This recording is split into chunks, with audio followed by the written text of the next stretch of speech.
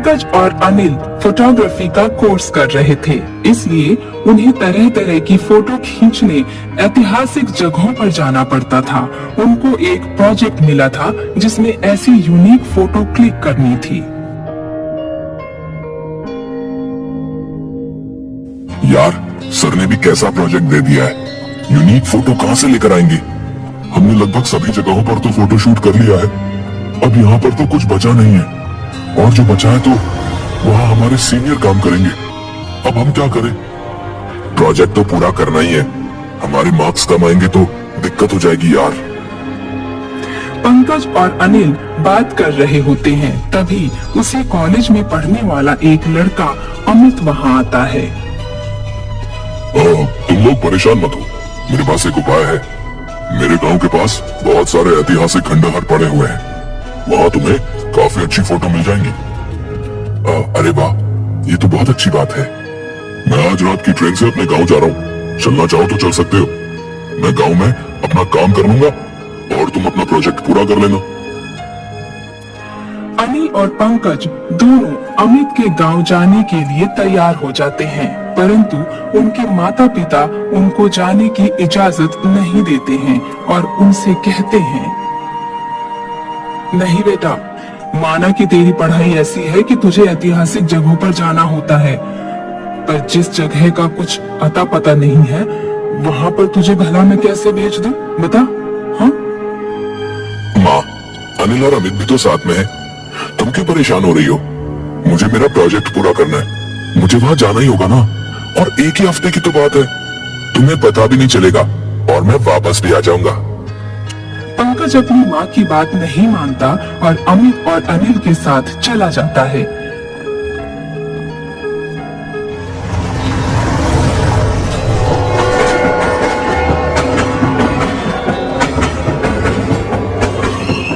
Train हवा से बातें करती हुई उनको गांव के स्टेशन पर पहुंचा देती है। वहां बिल्कुल सन्नाटा होता है। अमित, यार यहाँ पर इतना सन्नाटा क्यों है यार?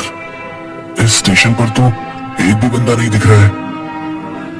छोटा सा गांव है ना, यहाँ पर लोग इतना बाहर नहीं निकलते। किसी को जब जरूरी काम होता है तभी वो रेलवे स्टेशन पर आता है। हम जैसे लोग जो गांव आते हैं वही स्टेशन पर दिख जाते हैं।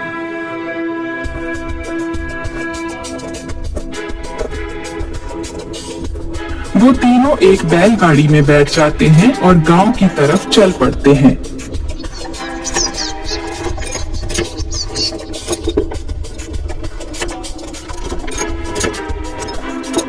तभी एक बुढ़िया उनको रोक लेती है। आ गए तुम दोनों, मैं तुम्हारा ही इंतजार कर रही थी। बहुत समय लगा दिया तुमने आने में, तुम्हें तुम्हारी मौत आखिर इस गांव में ले ही आई। मैं जानती थी कि तुम मरने के लिए जरूर आओगे। अरे अम्मा, जाओ यहाँ से, ये अपने ही आदमी है। इन अम्मा का दिमाग चल गया है, ये ऐसे ही बोलती रहती है। चलो भैया चलो, थोड़ा तेज बैलगाड़ी दौड़ाओ।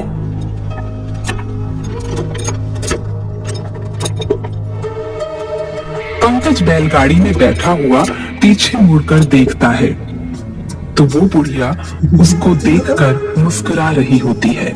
पंकज को बहुत अजीब लगता है, परंतु वो कुछ कर नहीं सकता था। वो भी ये सोच लेता है कि इसका दिमाग खराब है, इसलिए वो ऐसा कर रही है, परंतु उसके दिमाग से उसकी बातें नहीं निकलती हैं। तभी वो अमित के घर पहुंच जाते हैं।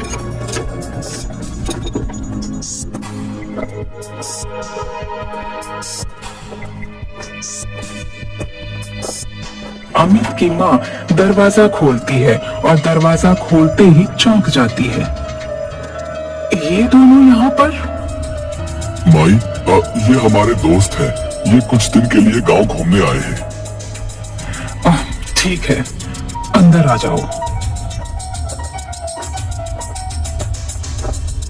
अमित की माँ उनकी खूब खातिरदारी करती है परंतु वो पूरे वक्त उन दोनों को एक टकाटक देखती रहती है। ये सब अनिल को बड़ा अजीब सा लगता है। अमित उनको रात में घर से बाहर निकलने के लिए मना कर देता है।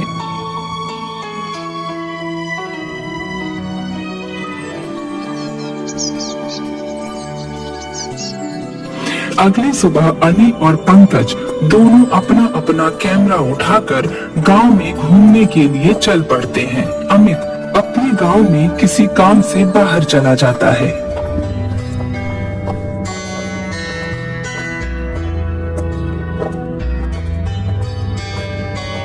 यार, इस गांव में तो कोई अच्छी पिक्चर मिल ही नहीं रही है। अमित ने कहा था कि गांव के आसपास कुछ ऐतिहासिक चीजें हैं जो हमारे काम आ सकती है, तो हमें उन्हीं को खोजना चाहिए।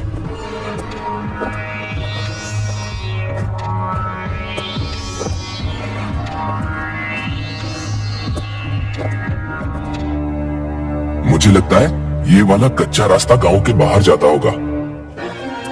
पंकज और अनिल उस कच्चे रास्ते पर चल पड़ते हैं। चलते चलते उन्हें एक पाठशाला नजर आती है जो खंडहर हो चुकी थी। ये खंडहर तो बहुत पुराना लग रहा है, पर इसके ऊपर स्कूल का नाम लिखा हुआ है। लगता है ये पाठशाला सदियों पुरानी है। इसके अंदर जाकर देखना चाहिए कि इस पाठशाला के अंदर क्या राज है। पंकज और अनिल जैसे ही उस खंडहर पाठशाला की तरफ बढ़ते हैं, तभी वहाँ एक आदमी आता है और उन्हें रोकते हुए कहता है, अरे अरे, तुम दोनों यहाँ पर क्या कर रहे हो? तुम इस गांव के तो नहीं लगते। हम यहाँ पर कुछ तस्वीरें खींचने आए हैं जो हमें हमारे प्रोजेक्ट के लिए चाहिए। हम शहर से अमित के साथ आए हैं। इस पाठशाला में भूल से भी मत जाना। इस रहस्यमयी पाठशाला में आज तक जो भी गया है ना, वो वापस नहीं आया।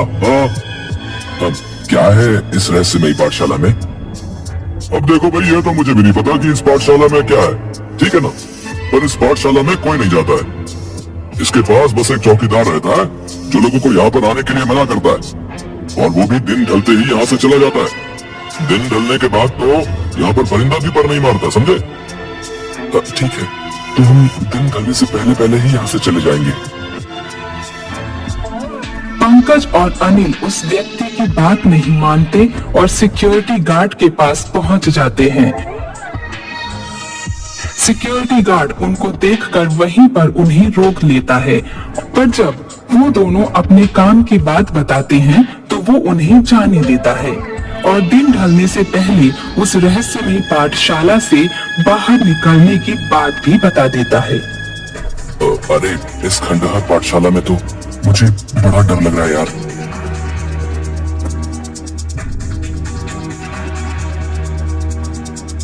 वो देखो, वहाँ कोने में एक बुढ़िया बैठी है।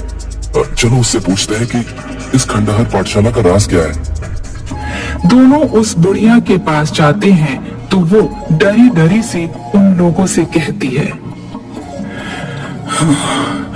भाग जाओ यहाँ से, भाग जाओ यहाँ से, नहीं तो ये शापित पाठशाला तुम्हें भी खाए जाएगी। हाँ। उस बुढ़िया की ऐसी हालत देखकर वो उसे पानी पिलाते हैं और उसे प्यार से काबू में लेते हैं। तब बुढ़िया बताती है, ये पाठशाला शापित है। बरसों पहले इस पाठशाला में एक बच्चा गुम हो गया था, जिसका पिता एक जादूगर था। उसने इस पाठशाला को खंडहर में बदल दिया और इसमें रहने वाले सभी लोगों को भी गायब कर दिया। तब से यह पाठशाला एक रहस्यमयी पाठशाला बन चुकी है। तो इस पाठशाला को ठीक करने का कोई उपाय तो होगा? ये पाठशाला एक चाबी से ठीक हो सकती है। इस पाठशाला के एक कमरे में एक बच्चा कैद है और उस कमरे की चाबी इसी पाठशाला में कहीं छुपी हुई है। अगर कोई उस चाबी को ढूंढकर उस बच्चे को आजाद कर दे तो ये पाठशाला सही हो जाएगी और इस पाठशाला में कैद बच्चे भी आजाद हो जाएंगे। पर उस बच्चे को कैद किसने किया था? उसको एक अध्यापक ने काम ना करने की सजा दी थी, पर वो उसको कमरे में बंद करके भूल गया था। वो बड़ा ही क्रूर अध्यापक था। वो सबको ऐसी ही भयंकर सजा देता था। पंकज और अनिल ठान लेते हैं कि इस रहस्यमयी पाठशाला को श्राप से मुक्त करेंगे और बच्चों को आजाद करेंगे। वो चाबी ढूंढने में लग जाते हैं।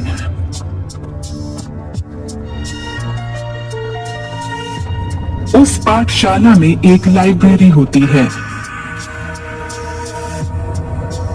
जब अनिल उस लाइब्रेरी में चाबी ढूंढ रहा होता है तो एक किताब गिरती है।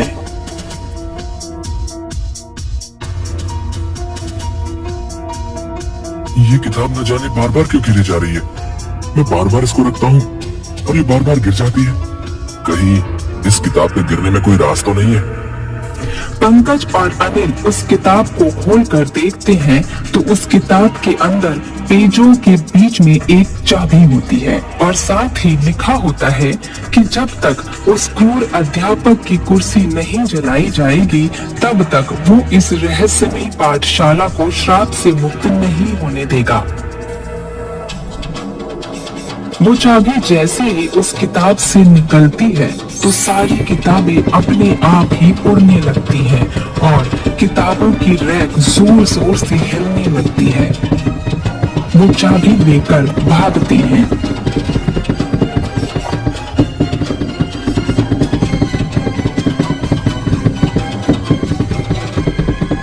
चाबी तो हमें मिल गई, पर वो कमरा कहाँ ढूंढे जहाँ पर वो बच्चा कैद है? पंकज और अनिल पूरी पाठशाला में घूमते हैं पर सब कुछ काला पड़ा हुआ होता है।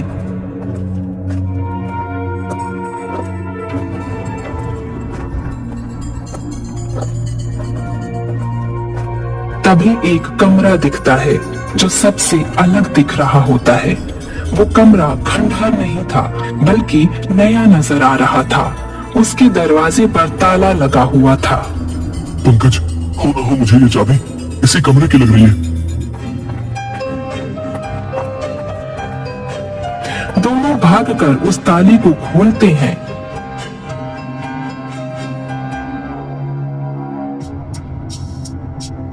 जैसे ही वो ताला खुलता है तो उन्हें वहां पर एक कुर्सी रखी दिखाई देती है जो उस क्रूर अध्यापक की होती है। ये कुर्सी तो उसी टीचर की है। इसको हमें जलाना होगा जल्द से जल्द।